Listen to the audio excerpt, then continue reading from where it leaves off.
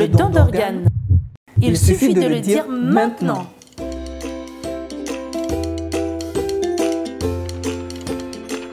Hôpital de Mamoudzou, service de dialyse. Ne t'inquiète pas, mon fils. Ça va aller. Oui, papa.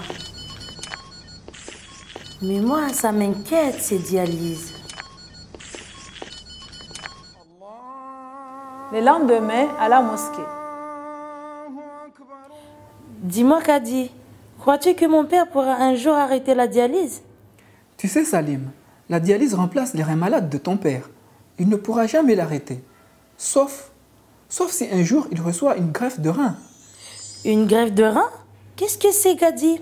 Une greffe, cela veut dire que l'on aura remplacé les reins malades de ton père par un nouveau rein. Et ce nouveau rein, c'est comme un médicament qui peut guérir ton père.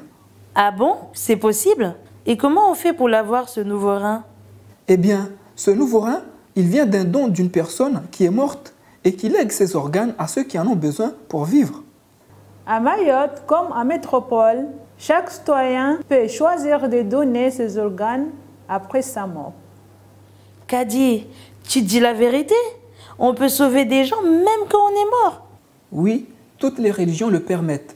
Et toi, tu as appris à l'école coranique que si on fait un atome de bien, Dieu nous récompensera. Le Coran répète souvent que la vie est précieuse et il nous enseigne la charité. Et après, on peut enterrer la personne qui a sauvé mon père? Bien entendu, son corps est respecté et le rituel de la mort est pratiqué comme pour n'importe quel défunt. Donc, Kadi, même après sa mort, on peut pratiquer la charité? Oui, et pour le faire, il faut dire à sa famille si on veut donner ses organes après sa mort pour sauver des vies, comme nous l'enseigne le Coran. Vous aussi, prenez position vis-à-vis du don d'organes et dites votre choix à vos proches pour être sûr que votre volonté sera respectée. Le don d'organes. Il suffit de le dire maintenant.